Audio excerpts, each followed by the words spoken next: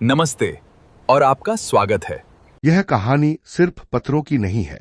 यह कहानी है एक बेपनाह मोहब्बत की, एक अटूट वादे की और एक ऐसे गम की जिसने दुनिया को उसका सबसे खूबसूरत अजूबा दे दिया। बात शुरू होती है सन 1607 के उस दौर से, जब मुगल शहजादे खुर्रम, जिन्हें दुनिया बाद में शाहजहां के नाम से जानने वाली थी, उनकी नजर दिल्ली के मीना बाजार में आरजुमंद बानो बेगम पर पड़ी। वह पहली मुलाकात इतनी जादुई थी कि शहजादे ने उसी पल तय कर लिया था कि यही उनके जीवन का सबसे अनमोल हिस्सा बनेगी। 5 साल के लंबे इंतजार के बाद दोनों का निकाह हुआ और शाहजहां ने उन्हें नाम दिया मुमताज महल। आप हीरा। दोनों का प्यार इतना गहरा था कि मुमताज सिर्फ उनकी बेगम नहीं बल्कि उनकी परछाई बन गईं, चाहे दरबार की सियासत हो या जंग के मैदान की धूल। मुमताज हमेशा शाहजहां के साथ रही। इतिहास गवाह है कि मुमताज की मौजूदगी ही शाहजहां की सबसे बड़ी ताकत थी, लेकिन वक्त को कुछ और ही मंजूर था। साल 1631 में बुरहानपुर में अपने 14वें बच्चे को जन्म देते समय मुमताज की तबीयत अचानक बिगड़ गई। वह दर्द से कराह रही थी और शाहजहां पास ही बेबस खड़े थे, अपनी आखिरी सांसें गिनते हुए। मुमताज ने शाहजहां का हाथ थामा और उनसे 2 वादे मांगे। पहला कि वे दोबारा निकाह नहीं करेंगे और दूसरा कि उनकी याद में एक ऐसी यादगार बनाएंगे जो दुनिया ने पहले कभी न देखी हो। उसी काली रात मुमताज ने दम तोड़ दिया।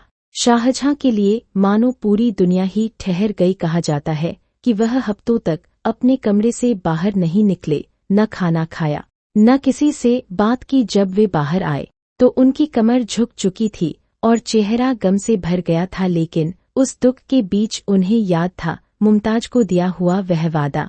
अगले ही साल 1632 में यमुना के किनारे एक विशाल निर्माण कार्य शुरू हुआ। दुनिया भर के बेहतरीन इंजीनियर, नक्काशी करने वाले कारीगर और करीब 20,000 मजदूर इस मिशन में जुट गए। राजस्थान के मकराना से सफेद संगमरमर मंगाया गया, जिसे खींचने के लिए हजारों हाथियों का इस्तेमाल हुआ। चीन से कीमती रत्न, तिब्बत से नीलम और श्रीलंका से फिरोजा मंगाकर पत्थरों पर सजाया गया।